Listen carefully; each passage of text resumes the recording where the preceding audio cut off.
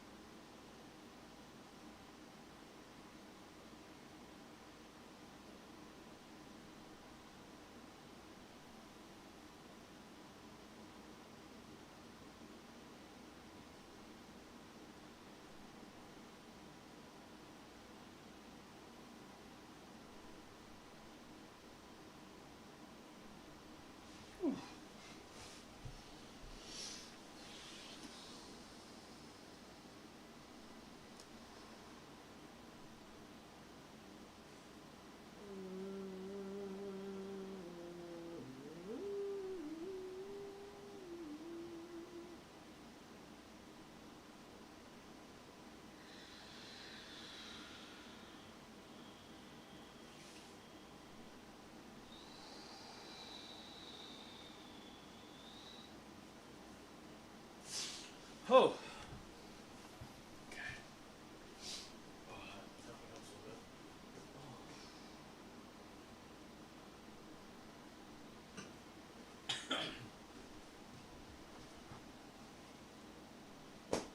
Goodness. Okay. Oh.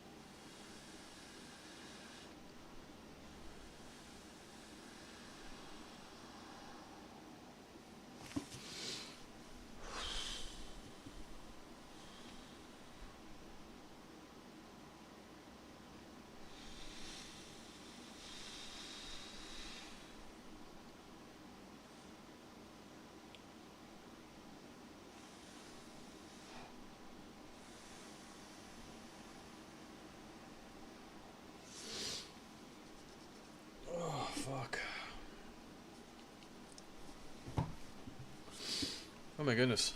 Oof.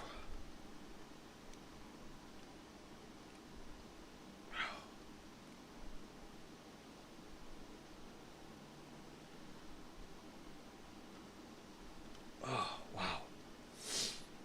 Oh, shit. Oh, wow.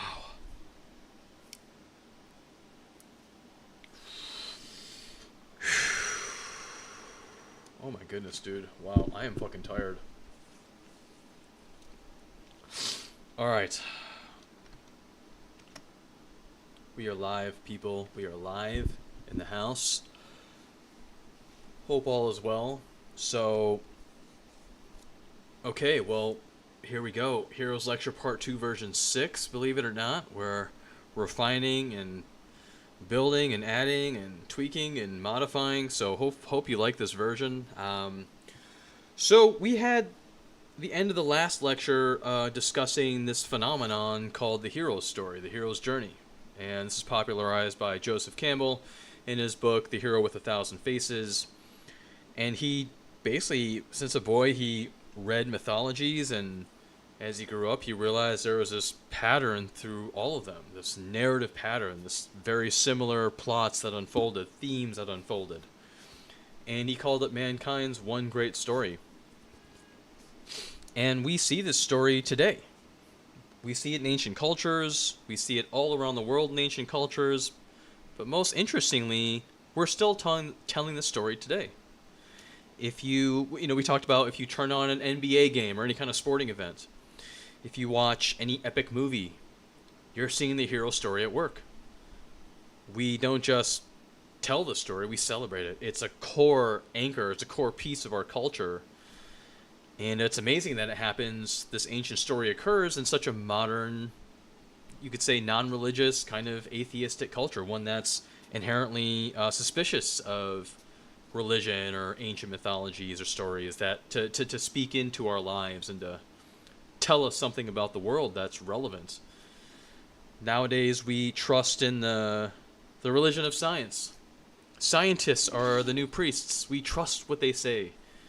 We look to them to tell us about the world and the future and how to live and how to be. That's the real practical stuff. And so I made the bold claim last lecture that the reason why we've told this story across all generations, across all cultures, and of course in our culture today, is that this story is our story. That somehow we have perceived some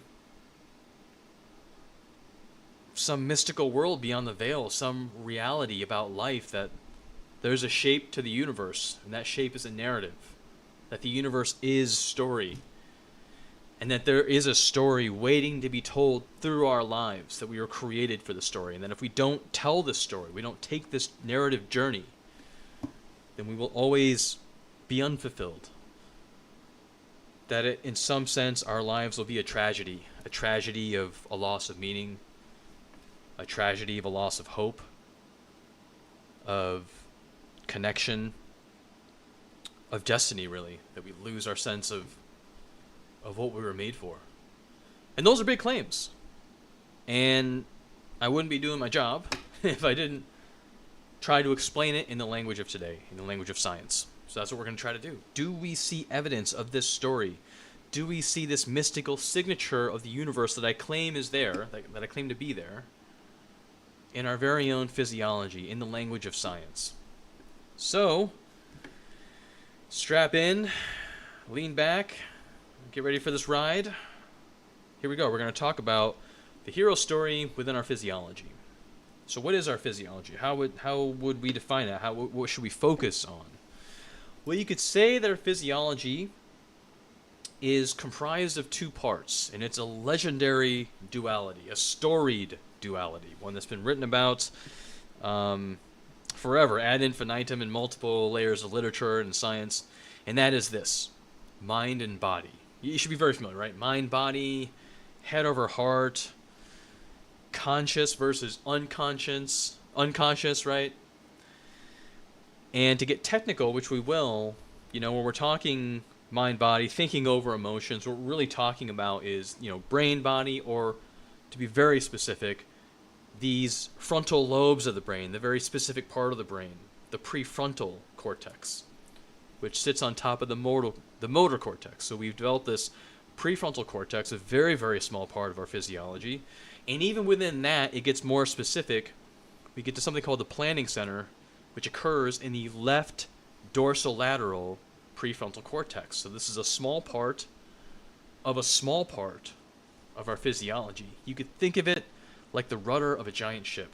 Got a huge ship, tiny rudder, but that's what steers the ship, right? This is that small part that steers a ship. They call it a planning center, and you got to be careful of these names. They're very kind of innocent and understated, but the planning center, think about, if that's the only place we make plans, think about how we do anything. Getting up and going to the bathroom is a plan. When you think about it, it's a very small, basic plan, but there's almost nothing that we do in life that's deliberate and accomplished, deliberate and structured, that doesn't involve a plan.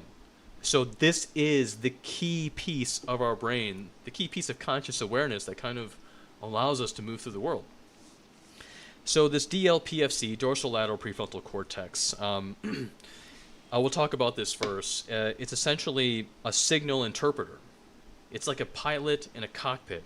It sits at the hub of numerous signaling channels, and all these signals pour into this centralized location, which is the DLPFC.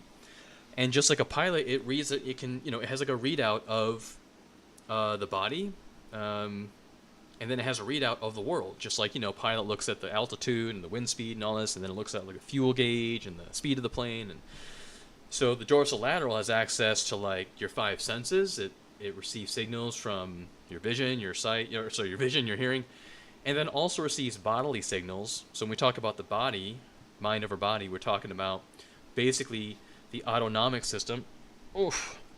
Excuse me. Speaking of signals, I'm getting some pain signals from my left shoulder. The autonomic system, which is kind of like your hardware, all the organs, all the stuff that you don't even know how it works, but it still works somehow. That's your autonomic. And then also your limbic system, which is kind of like your emotional centers, your instincts, all the unconscious ideation and urges that you have. So the DLPFC and then the rest of the ship.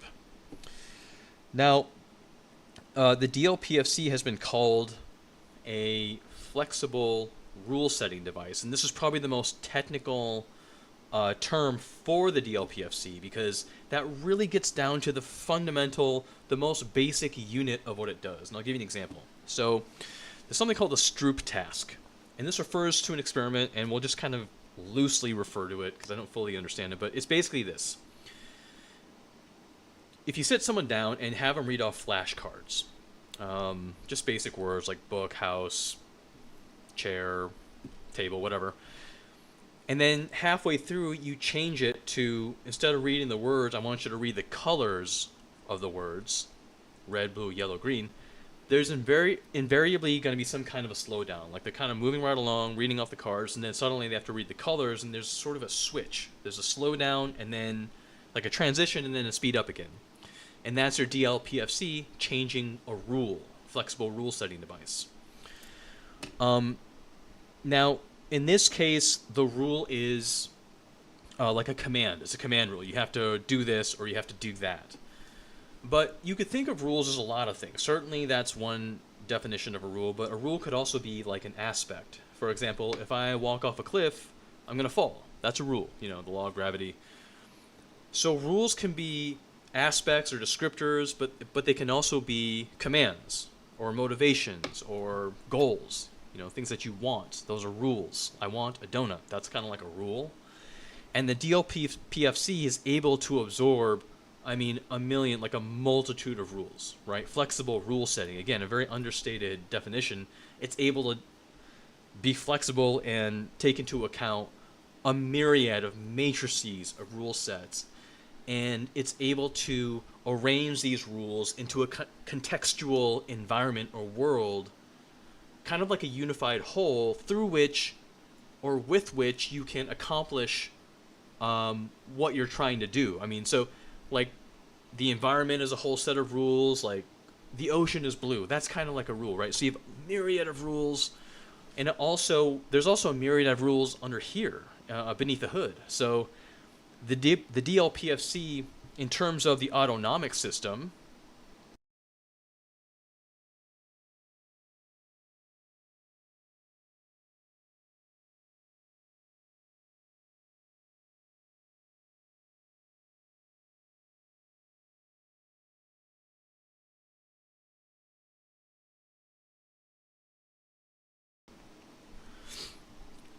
so the DLP, in terms of the autonomic system, the DLPFC is connected. So in terms of like the hardware in your body, your prefrontal has awareness of three main areas. Now it doesn't have awareness of like how your bladder works or like even how your fingers move. I don't know how I'm doing this. I just know that I am doing it.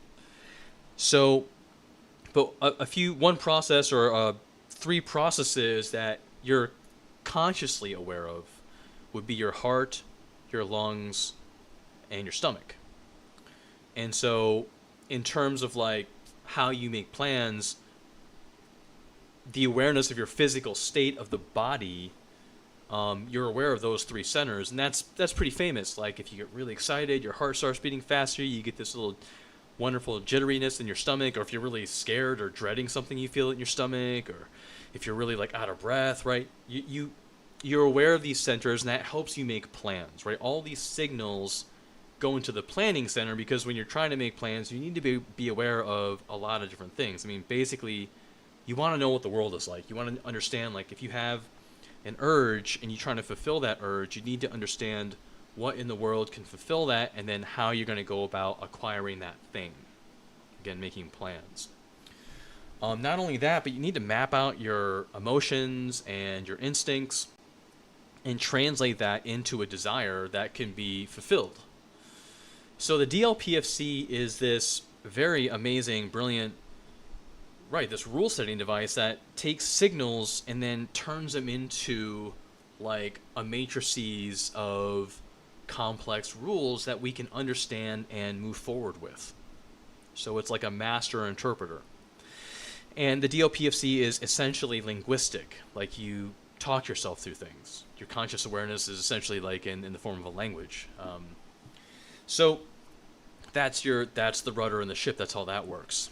It's the pilot in the cockpit and interprets signals. Now, in terms of the rest of the body, right, the autonomic and your limbic systems, it is sort of the exact opposite of your DLPFC. It is no less sophisticated, but it's sophisticated in a much different way. Oof. So it is, oh my goodness, I am getting such a sophisticated signal. Oh yeah. From my left shoulder blade is this kind of a stabbing. Yeah, so your body is able to generate very sophisticated signals. This pain signal, for example, is very, very nuanced. I can feel where it is specifically, although it's kind of hard to pinpoint. It's a stabbing. I'm sorry, I don't know. I'm just going in real time here. It's a stabbing pain, and it wants me to try to find a better position. I feel some. It's almost like a dampening of circulation. Like I'm just saying, like, we're capable of all sorts of sensations. And even if you just consider our sight, our vision, for example, like, we can determine or differentiate about 1 million different colors, like tints and shades. 1 million. I mean, this is a crazy number. Like, I remember back in the day when computers first came out, they were just green. Like, there was just a green screen. And then one day they came out with 16 color VGA. 16 color. I was like 10 years old. I couldn't believe it. I was playing King's Quest 1 or something, and I thought it was the most amazing thing ever. And then it came out with 256 colors, and that just, like, my brain exploded when I saw that. And now it's like you have 40,000 color monitors, and we can see 1 million colors, which is insane. I mean, think of even the color of gray. Like, we can discern, I don't know, like at least 50 shades. 50 shades of gray, right? Did I get that right? Anyway, so we have a highly sophisticated signaling center, signaling creator. And that has to do with our emotions, our senses to build out the world, and also our desires. Like, they're very subtle signals. Like, think when you're, like, picking out clothes. Like, what are you doing there? You're taking it's non-linguistic, this non-linguistic signal, and you're picking out like between textures and shapes and styles, and it's very enjoyable. Like it's very interesting. Now, right, the DLPFC, or sorry, the autonomic and limbic systems are notoriously very fast reacting. Think fight or flight. It's kind of the animal. It's your instincts, your first reaction. And a good illustration of how it sort of relates to planning is you can, like, if you suppress someone's PFC, like they have these powerful magnets now that they hook up to your brain, and they actually like suppress or shut down areas of your brain, which is so crazy and weird. But if you take away someone's PFC functioning, what happens is their motor functioning becomes supremely acute and skilled. So the motor cortex doesn't need the PFC to execute motor functions and or physical tasks.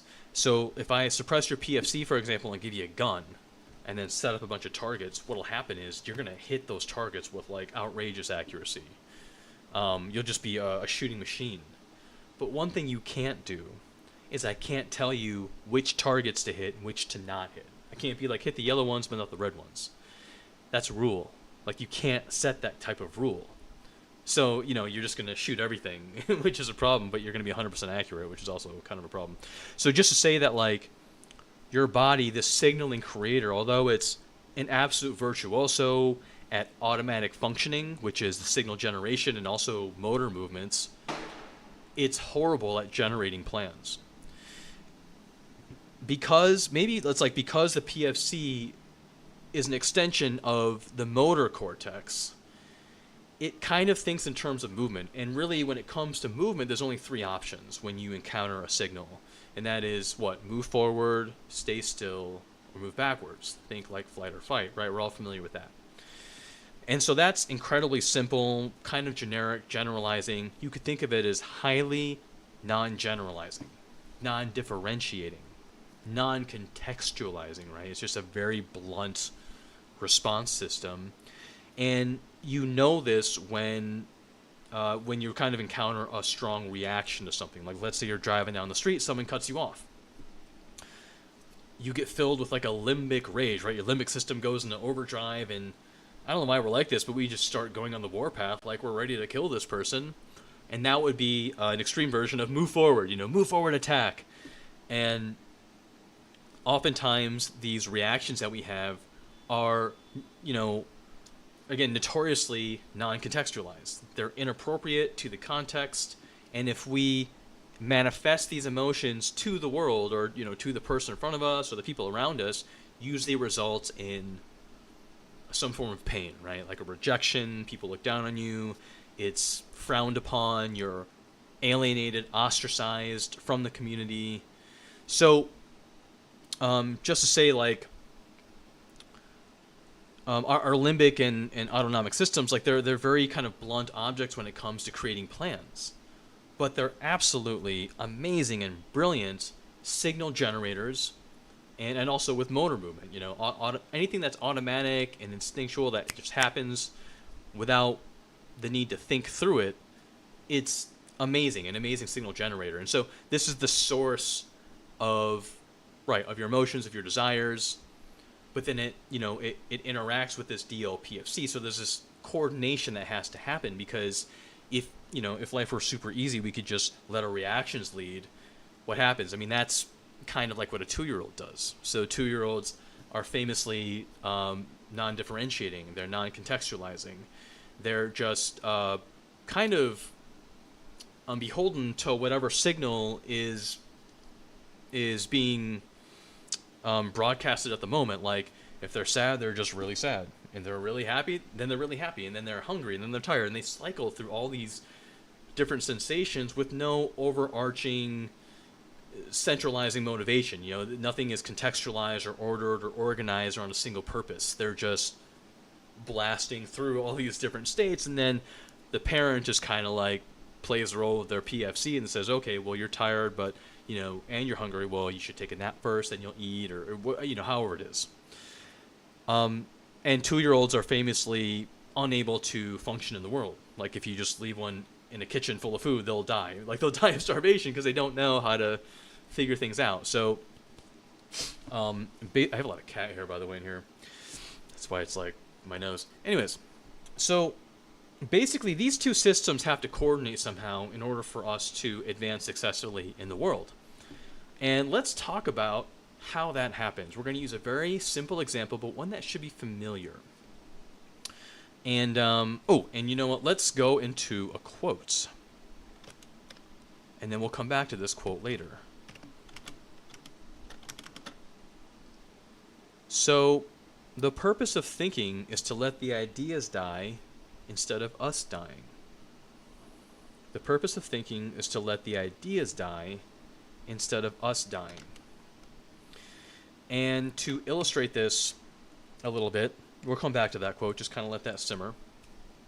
Let's pretend we're in a restaurant. Here we are, we're in this lovely restaurant. I think it's called like the Diner Bar or something like that. This is in somewhere in Texas, Austin, Texas. And here we have this lovely menu, and let's pretend that we're in a restaurant. Now remember that during that Stroop experiment that there's this kind of pause between tasks. If we switch from one task to another, or switch from one rule set to another rule set, there's this pause. Now what happens during that pause is the prefrontal is actually in this reciprocal conversation with the rest of the body, this DLPFC. It's connected to those three autonomic centers, the heart, the lungs, and the gut, and it sends this calming signal. So there is this reciprocal conversation. Right, so it sends this calming signal, and I don't know if you've noticed this, but I'm a waiter now in a restaurant, and I notice this all the time now, that when people are looking at a menu, there's this quietness that kind of falls over the table. They're very focused, they're silent, and their eyes are moving, but they're very still. And that's what happens when you're accessing different rules is this prefrontal is sending this calming signal down to the rest of your body. So it's kind of like, it doesn't just receive signals, it sends signals, so it's kind of like this orchestrator of the body. Okay, so we're here in a restaurant, and we're trying to what? We're trying to receive signals and then develop different rules. And right now the motivation, the command rule is that I want to find something that's the most satiating. And that's definitional. So it could be like the most delicious. It could be what helps me lose weight. It could be, it's any number of different motivations.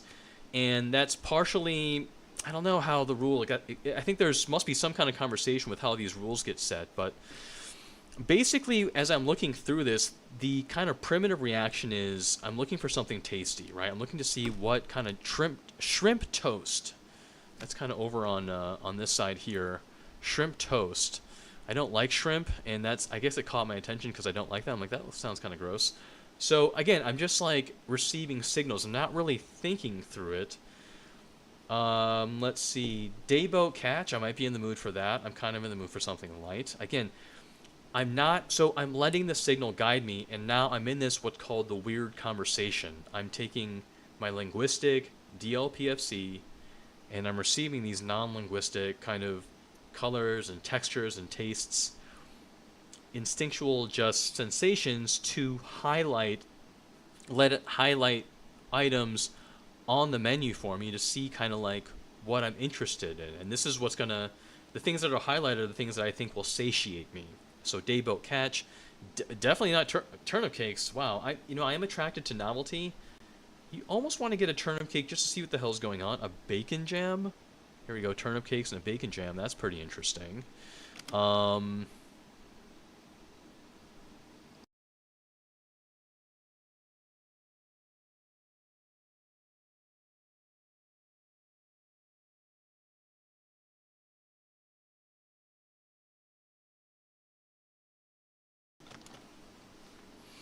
A bacon jam. So, right. So let's focus in on this dayboat catch. And so what happens here is that I'm following the signal. I'm like, okay, my body seems to be telling me that the dayboat catch might be sufficiently satiating. We have a salsa verde. Okay, I like that, right? So now I'm looking at further description. I'm trying to look for more and more rule sets to try to triangulate and determine if this, in fact, is going to yield what it's promising, right? I'm taking the signal, now I'm analyzing it. We got clams, that's good. Potatoes and beans, that sounds pretty interesting. Salsa verde especially, because I like tart things. And so I'm kind of like visualizing what a salsa verde is. I'm accessing my hippocampus, which is my memory. The DLPFC has access to that.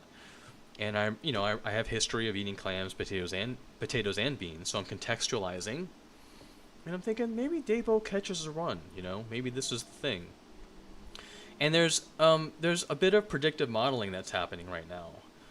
So as I'm quietly searching through these sensations and trying to remember the different rules that I've had in the past, and coming up with a matrix of rules to model out what the world will be like, right? This is predictive. I don't know what the future will hold. The dayboat catch, what will it look like? I'm not sure, but it sounds nice. Dayboat's a nice word. Maybe it's a fresh fish. Salsa verde, right? I'm picturing what their salsa verde looks like. I'm also applying a rule about the color of this menu. I like how it looks. They kind of have my trust because aesthetically I very much agree with how the color of this menu and how they wrote it out. It's kind of minimal, but it's pleasant. So I'm just applying all these different rules, and I'm modeling out what dayboat catch will look like. Now, also what I'm trying to model out is these signals or sensations saying what I'm in the mood for. And that's also predictive. I don't exactly know. I mean, it could be that the swordfish frites, that sounds pretty good. A caper or raisin sauce. I'm not so sure about capers and raisins. That sounds pretty risky to me. So I'm skeptical of the combination of that. So that kind of starts to rule that out. So, but it could be that's the best thing on there. Like whatever this hunger is, whatever this desire is, maybe it will be fulfilled by a caper raisin sauce. But my DLPFC is like, I think that's kind of a low probability. That's sort of a high risk item. The New York strip is way too rich and way too expensive, right? I'm applying a rule set about price. One thing that's nice about this menu is that there's not that much gluten on here, and I'm kind of trying to go low gluten. Again, that's another rule set I'm trying to apply. And also I want to gain muscle, so anyways, I'm applying all these different rule sets, right? And that's helping me triangulate on what will be the best reward. Now, when I'm talking about protein and gaining weight and non-gluten, that is a time frame preference. So I'm trying to model out not just the eating of the meal, the sensation of the flavor, but also the feeling that I'll have and the consequences of the food that I'm eating. And all those things play into the formula of satiation, which is pretty definitional. Like if this was 3 a.m, bro, I don't care about no protein. I'm just trying to like get some tasty food, and then tomorrow I face whatever consequences there are, and I accept that. I think by and large, I may regret that, but I'll be like, you know what, it was fun. We were kind of just experiencing the moment. But because I'm sober and it's the evening, I want to eat something that will be good for the long term. So I'm placing a value on the long-term benefit, or I guess reward, from this meal. So what's happening now is basically I'm kind of imagining, right? It's very automatic, but I'm just modeling out this world, and then I'm modeling out my desires, and I'm trying to see which potential future is going to satisfy this desire. It's kind of like a movie reel, but it's like almost like a sensory movie reel. And I implicitly know the steps, the order of actions that I have to take to acquire this dayboat catch. It's actually pretty simple. I just have to wait for a waiter somewhere, and hopefully he comes by, and then once he's at the table, I get to say something like, he'll say, "Are you ready to order?" I'll say, "Yes." I'll ask him, "Well, what's the dayboat catch of the day?" He'll tell me maybe it's salmon. I'll be like, "Great, I'll do the salmon dayboat catch." And then, I get ready in anticipation for my potential reward. I don't know what the dish will look like, so I have some excitement, some fear, and wondering, will this delight me? Will this disappoint me? I don't know. This is the adventure of dining out, and it's wonderful because the stakes are kind of low, but they're high enough that it makes it kind of fun. Now, one thing that would happen, though, is, that what if I asked him for the dayboat catch, and he goes, "Oh, we just ran out of the dayboat catch." What happens? What is that? That's a rule change. That the world that I had constructed, the rule was I could get a dayboat catch. But now I learned that that rule is not there, and that rule is actually pretty germane to this physiology that I've orchestrated around the eventual acquisition of this particular dish, of the reward. I've invested resources into this story, this future scenario, and it's almost like I've generated a future Steve. It's like, this is the Steve that eats the dayboat catch, and now that possibility has been destroyed. I think about the time that I invested in this, the hope that I put into it, the neurological structures and physiology that I've invested in anticipating this dayboat catch, and what happens. What's my reaction to this sudden rule change?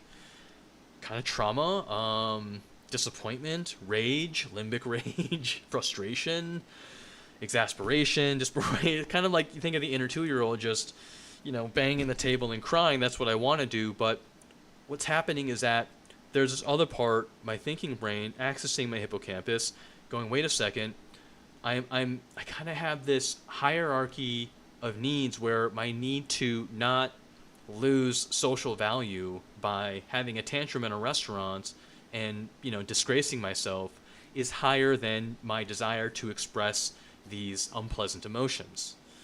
And my DLPFC is frantically trying to quell the signaling of my body so that I don't have a moment, and trying to say, okay, it's okay, like trying to apply towards a higher story, like your life is still great, life will continue, and then maybe you get spiritual with it, like this narrative of, well, obviously, God did not want you to have the dayboat catch, and maybe there's something else on the menu that he meant for you to have.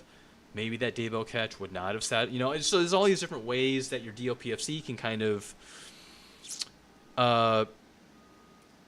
access different rule sets so that you can be more adaptive to the situation, to your surroundings, and to the future, essentially.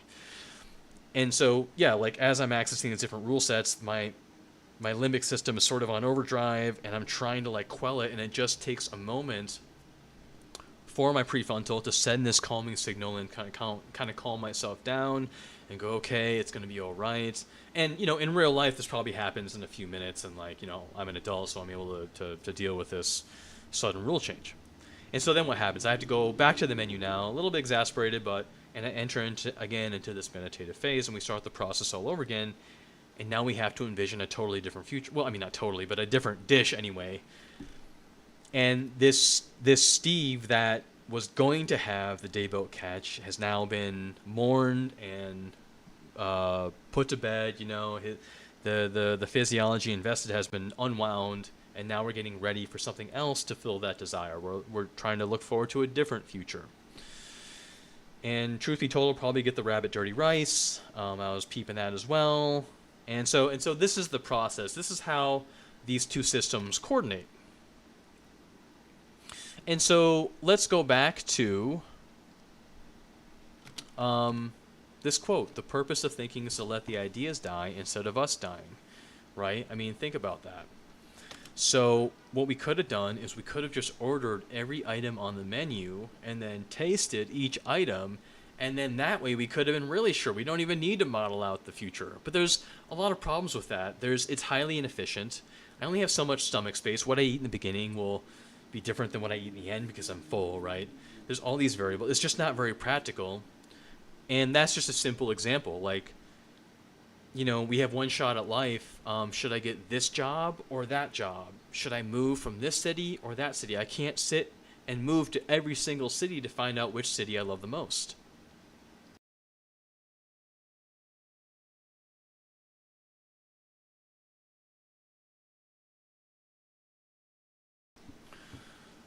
So what is this? What are we doing here? This coordination between our two systems is absolutely a survival strategy. It's a way to move through life.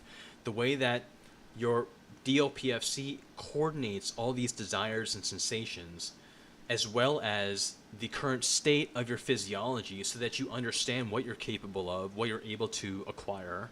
In the case of the restaurant, it's quite easy. I just have to tell, as long as I can speak and communicate with the waiter, I can order this food. It's also, right, determining what you actually want, and then predictively modeling out the world to see what is going to be fulfill that desire in the most accurate way possible. It's an adaptive instinct.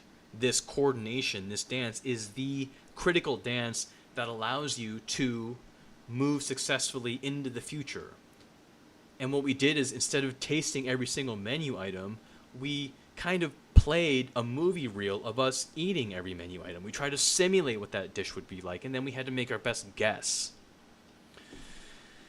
So this is the key way in which we adapt to the world. This is adaptive. And in terms of like what this process is, you may have already guessed, but I mean, what's a simple way to describe this process, this very complex coordination dance that we do? What's a really simple word? Oh, it's one word. What do you think it is? Yeah, it's a story. It's called a story. What we just did is we told multiple stories. The story of me eating the chicken, eating the dayboat catch, eating the rabbit, right? Eating the turnip cakes. It's like, these are all stories. Because it's like, what do? The DLPFC, right? We model out the world. We construct the world full of different rules that are relevant to this desire that we have, this motivation. By the way, we've modeled out our motivation. It's kind of this concurrent coordination that happens. We're modeling out our desires, we're looking out at the world, we're modeling out the world, then maybe we update the desires, and then we try to figure out what's the correct sequence of actions that will allow us to acquire this goal that we've determined is the right goal. We go back to our autonomic system, our physiology. Are we in fact able of acquiring this? Can we in fact get that job? Do we have the resources to move to that other city? Can we get that girl or that guy? We're modeling out the world, we're modeling out ourselves, we're modeling out desires, and then we're running scenarios in our head. This is the world, this is me moving through the world, right? That's a story. This is the world, this is right. That's what a story is. Here's the setting, here's the main character, here's his motivations, here's the reciprocal dance of all of those models going on. Like maybe throughout the story he learns that instead of falling in love with this woman, he realized he needed to really fall in love with that woman. You know, that's a rule change. And so stories are this very technical physiological process. It's a biological process. Going back to this quote, right? Now, if you think of this in terms of, I have my picture while I'm talking. In terms of like mosquitoes, so mosquitoes have a totally different way of going through life. Now, they don't have a DLPFC. I don't even know if they have a motor I don't know what their brain is like at all, but they don't have a PFC where they sit and think and visualize, oh, what would happen if I flew into this window and then blah blah. What they do instead of imagining multiple copies, they just actually lay a million eggs. They make a million copies of themselves, and then the variation of gene determines what they all do. Some fly through the window, some fly into the cave. Some fly into the light bulb, some fly into the car grill, Most of them die, but some of them succeed, and those are the ones that have successfully adapted to the future. They procreate and make more copies. Whereas what we do instead is we imagine copies. I said the prefrontal cortex it's like an extension on top of the motor cortex. What the prefrontal does, instead of executing motor functions, it imagines motor functions. It executes motor functions in abstract. This is something Peterson I heard him talk about. It can imagine motor movements in the context of an environment, and then it tries to predict the results of those movements. And that way, instead of being mad at the 6'5", 300-pound guy that cut in front of us in the grocery line, instead of like pushing him, we go, you know what? I'm willing to be gracious today, and I'm going to let him do that. No problem, no skin off my back. And that way we don't die. We let the guy who pushed the 6'5" guy now dies in our mind instead of us dying in real life. This is a survival impulse. This is literally how we move through the world and into the future. How our physiology was designed. This very delicate, complex dance of our planning center, our signaling center, and then our map of the world. And you can imagine that, like, it's very, very complex because, even in the simple example of the restaurant, like, it's kind of, we don't really know necessarily. Like, sometimes you order the chicken and then you go, oh, you know what? You look at someone else's steak and you're like, damn it, I should have ordered that steak. You predicted wrong. Maybe you predicted the restaurant wrong, but oftentimes you predict what's inside here is wrong. It's kind of this weird thing how you don't know.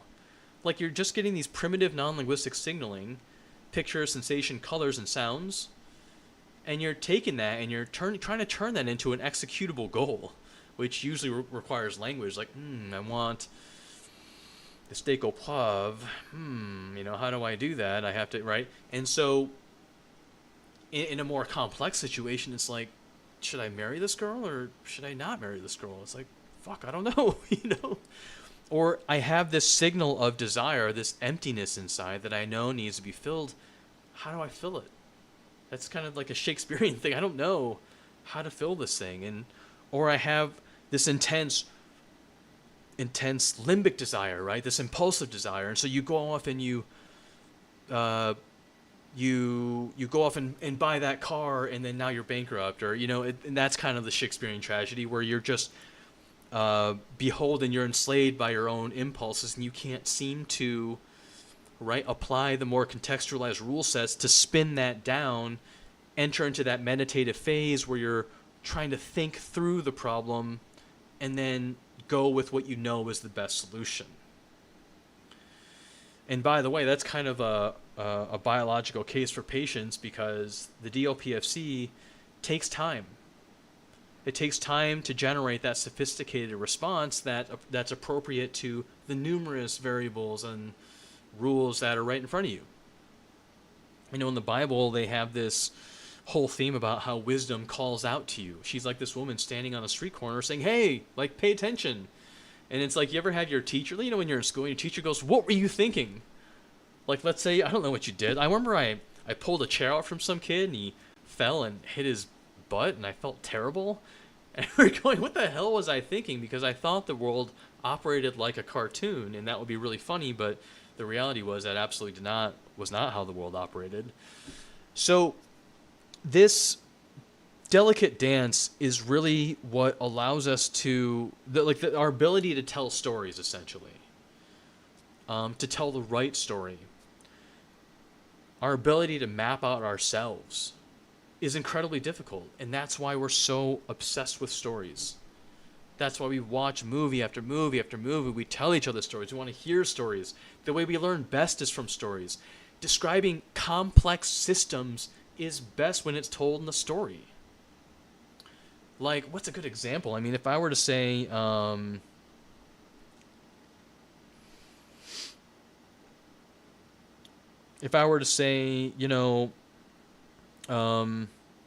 some things are like riding a bike. You never really forget how to do it. It's like I kind of use a story for that, because you can associate with riding a bike and, you never really figure out how to ride a bike. And I mean, I don't know if it's the best example, but like, stories are the easiest way that we learn. And basically probably what happened was the people who were most entertained by stories were the ones who survived the most, because they told the best stories. They thought about stories.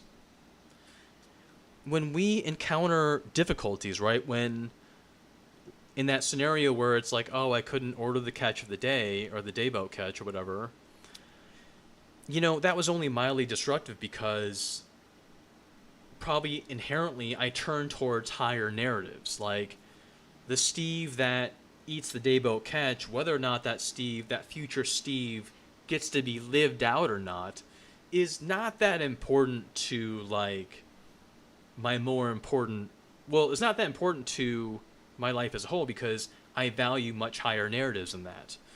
Like, I'm still the Steve that was born and raised in Michigan. That's the son of, I'm part of the Lee family. I have all these higher identities, these higher motivations that like this Steve that's able to eat the fish is kind of this much lower sub-story within a much larger story. And so, like, if I were to encounter a much more drastic rule change, let's say, my dad goes to me, he's like, Steve, I'm actually not your father. It'd be like, what the hell just happened? That would be so crazy, because so much of my identity is wrapped up in the fact that I am my dad's son. And I guess that implies the way my dad has taught me, the love that the love that my dad has for me. And then if I had a different father, I'd be like, well, who the hell is that guy? And what is that? Like, it would just be so disruptive. And or if like your wife divorced you, right? That is a huge rule change. That's like, there's so much about your life that's dependent upon you being in a loving relationship with your wife, and especially if you have kids. My friend went through a divorce recently, and it was devastating. He thought his life was ruined. I mean, thank God it ended up being the best thing for him. But it's like when we have a disruption in narratives, our first instinct is to try to learn amidst the wreckage of that narrative, is to try to lean on a higher narrative. The reason why when I'm at a restaurant and if I can't, the thing that I ordered isn't there, the reason why I don't completely have a complete, an utter breakdown and spiral, into delinquency and depression, is that it was not that important to my narrative. I didn't hold that narrative. There's nothing else dependent upon that narrative. It's not like if I ate the fish, then I would get that $1 million job and ride, I would get that girl and my life would be perfect because I ate that fish. There's almost nothing dependent on it. I would get a little more protein, but then I could just get the chicken. It's kind of, they're sort of interchangeable. When we have disruptions to our narratives, we lean on higher narratives. And that's what makes religion and these mythologies so attractive and so high stakes, because these are narratives that are very hard to break. Like if I were to say, God is in control, and let's say I believe that, that's a pretty hard narrative break. Like my whole family could die and I'd be like, God is in control. Now that would be a pretty tough thing to hold faith in, but like that's the attractiveness of religious narratives, is that they're unbreakable. And then if you have an unbreakable narrative that's highly adaptive to our perception of the world, now often these narratives tell us about the world.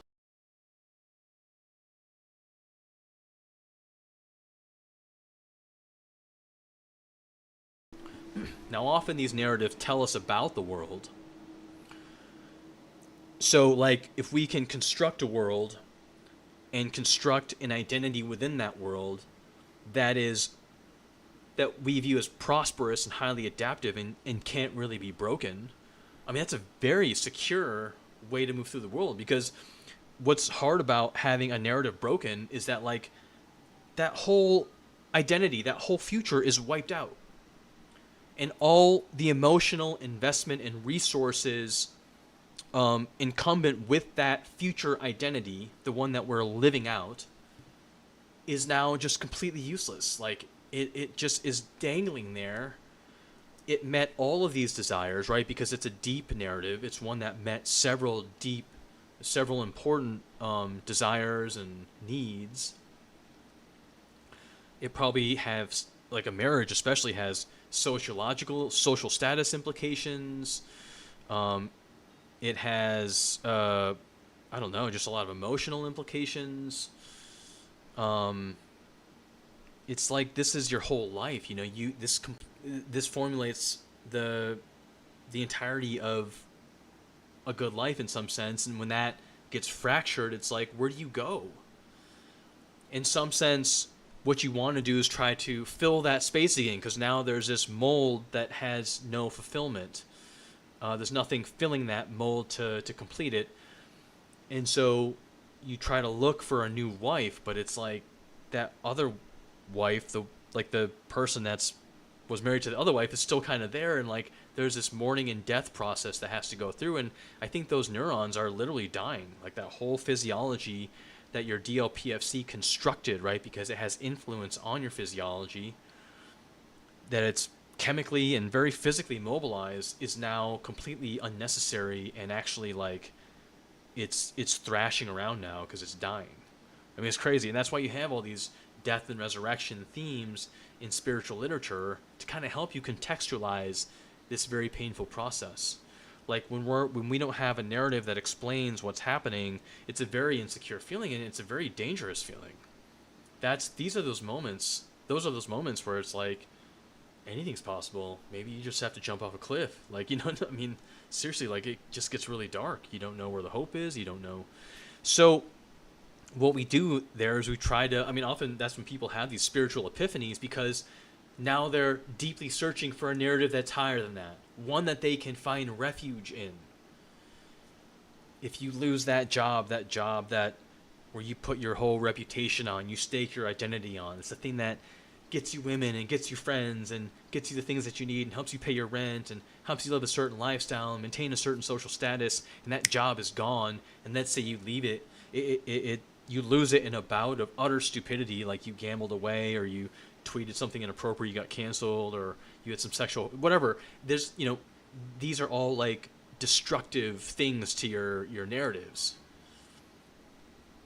And this is the thing, in some sense, that's keeping you alive. This is your survival narrative, right? This is how you've adapted to the world. Now that thing's gone. Now you need to what? Look towards a higher narrative or something. And so, as I say, like this is epically difficult to do, how to map out the world properly, how to map out these desires properly. I mean, how many times do we think that this is the thing that's going to fulfill us and we get it and it doesn't? Or we fail in getting it. In Bitcoin, I failed, and that felt like a death. But then I found this new narrative where it's like, now it's like, I'm so glad I failed because I found this higher narrative. And I think the reason why this hero story is so powerful, why it keeps being told, why it has been told, and we keep telling it, even though we're these super scientific, kind of atheistic, materialist people, is that we sense that the material by itself is not able to fulfill all these deep, deep desires within us, that there's something, it just feels empty. Like there's this niggling vastness of space inside of us that's completely untouched by, just a paycheck every week and a really nice couch and a great car and even a loving wife. Like that can certainly give you that sense of fulfillment, but sometimes that alone is, and what if you're fighting with your wife? It's not always great, even if you're in a great relationship. And so it's like,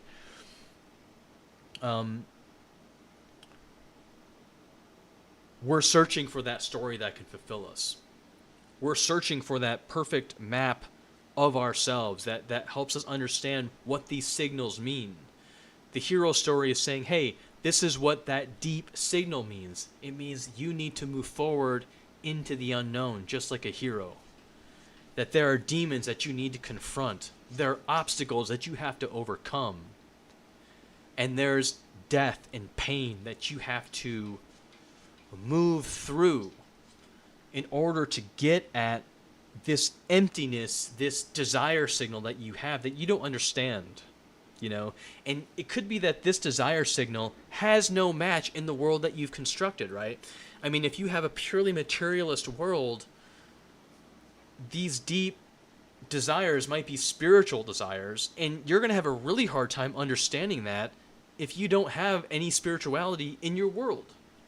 If your world is simply in the material and there's nothing behind that, but the need that you have isn't material, you're going to have a hell of a time trying to figure that one out. And I think it'd be interesting to talk to atheists, because I don't know how exactly they move through that. Now, a lot of them do find fulfillment, so I'm not, you know what I mean? But I think you can find refuge in higher narratives still. Like, the hero's narrative can be for anyone. I think you can find refuge in virtues like courage and self-sacrifice, and if you imitate the character of God, as I would say, then I still think you get the same fulfillment from it. If you imitate the hero, this hero story, this hero's narrative, that you confront your demons, that you see your life in this epic drama, even if you are, you think it's mostly just in the material world, I think you can still get at that. So I think narratives are how we've been constructed. It's how we move through the world. And this hero story how is this narrative the highest one that matches that matches up our physiology, the most complete narrative that captures our physiology and captures the world and captures how we're supposed to move through that world. Well, we're coming on 54 minutes. Let me do this part, and then we can we'll be more elaborate later. So when we're talking about, let me pull up this quote here.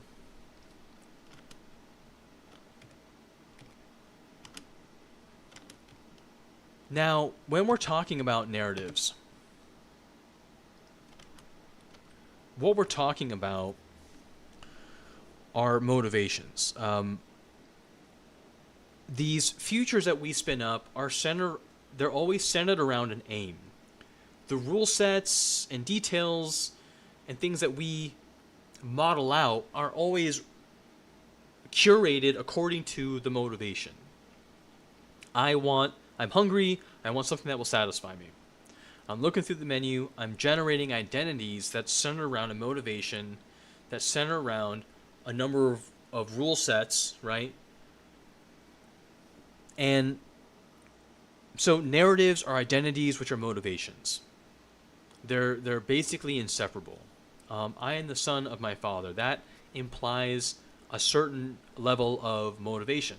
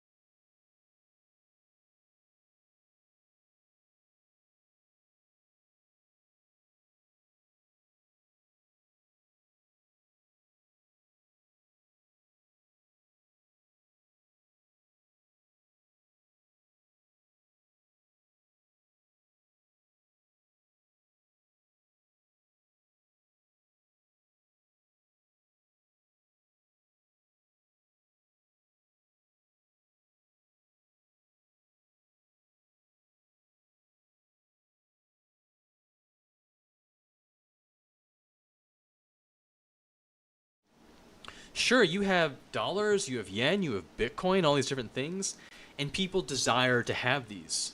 But it's not the money itself per se, it's the desire that we attach to the money that motivates us to try to acquire that reward, that object. It's a dopaminergic reward. And so if you want to get like meta, what we're really trying to do is we're trying to harvest dopamine, essentially. He says that our notion of power and potential, so if you have a bank account with $1 million, that $1 million, that value in and of itself it's not valued. It's valued only insofar as the dopaminergic the dopaminergic value that we attach to it. It's an internal motivation and desire and value system that's measured in dopamine. So with $1 million in a bank account, like for some people, like me, for example, if I had that, I'd have a pretty high dopaminergic value attached to that. Whereas maybe someone like Bill Gates, if he woke up with $1 million in his bank account, he'd probably jump out of a window. I mean, he used to have $1 billion in there, now he's got $1 million. So everything is mediated by dopamine. That our motivations are coined, that they're measured in, that they're... Is there another word for measured in? I think that's it. Yeah, they're coined in dopamine. And so when you're ascertaining what desires to fulfill that, the beautiful girl, the amazing car, the amazing job, right? You're trying to figure out which one you like the most, and you're running these different scenarios. You're trying to find which job. You're inherently, like, you're tapping into your dopamine system. Your DLPFC is aware of the dopamine that you attach. You're consciously aware of the desire that you attach to each of these things. And you're going to have this different dopaminergic value for different things, and everyone's a little bit different. Now, there is some kind of reciprocation in terms of how you negotiate that dopaminergic value, but by and large, it's kind of given to you. I mean, if you're 6'7", maybe you should play basketball. I'm 5'6". I ain't playing no basketball. I mean, thankfully I don't have a very high dopaminergic value on basketball. When I hold a basketball, it's like I'm holding a weird human head or something. Like I really don't know what to do with it. So I'll end with this, and then we'll kind of continue. But within ourselves, obviously, like, we have different dopaminergic values to different things, but there's certain things, desires, there's basic meta desires that we have that we share across humanity. And that's this desire to, from the hero story, it's our desire to conquer our fears, to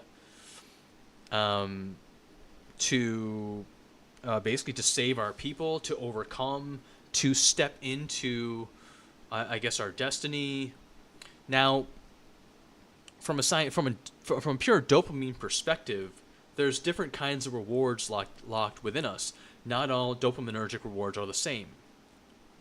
And when you talk about the deepest rewards that are locked within us, we're kind of like this ancient door, where if we perform the right actions in the right sequence at the right time, that's going to unlock these internal rewards, the dopamine that's inside of us.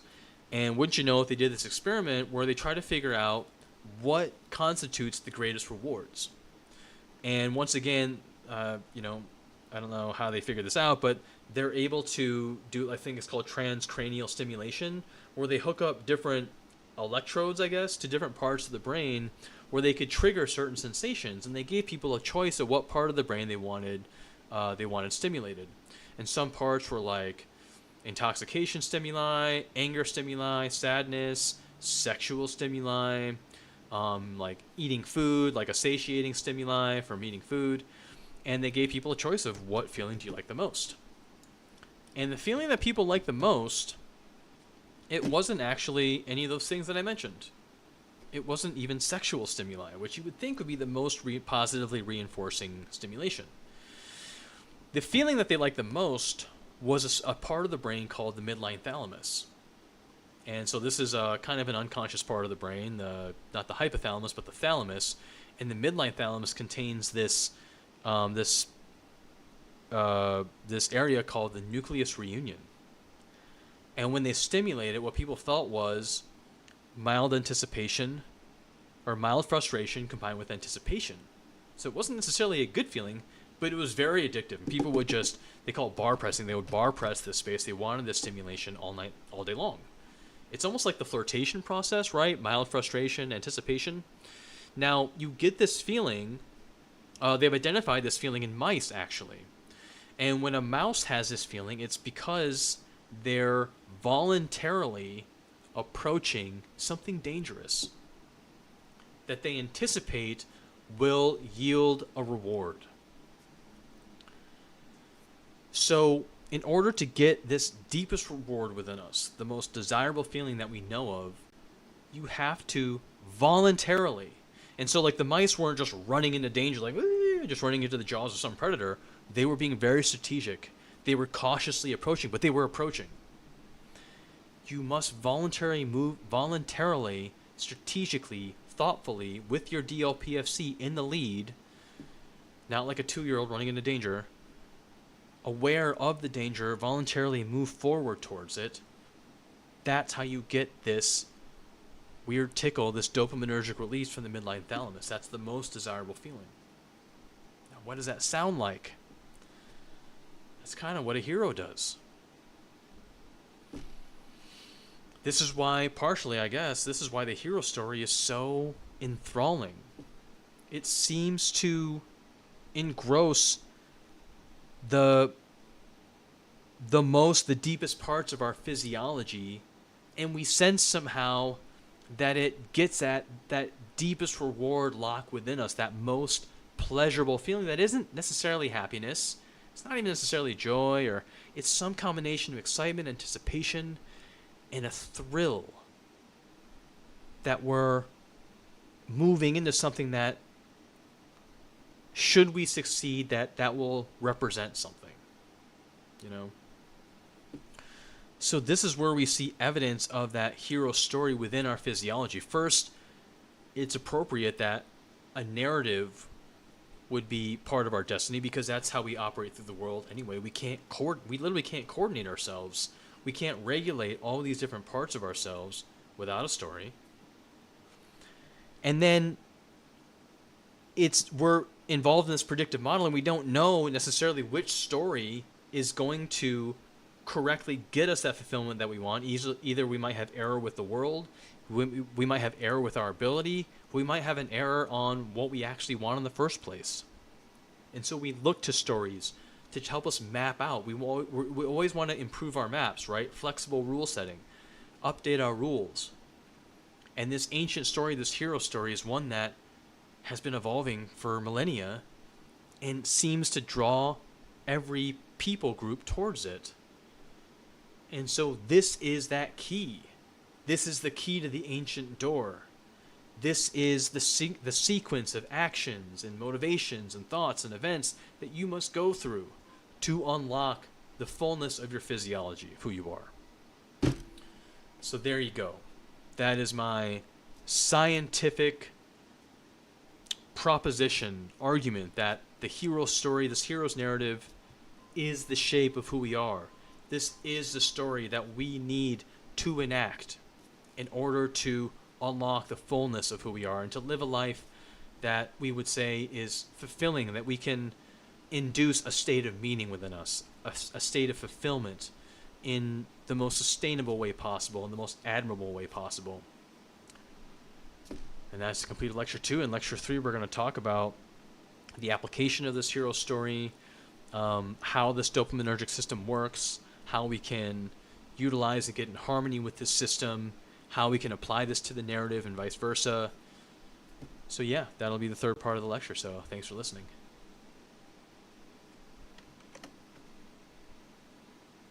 That was pretty good.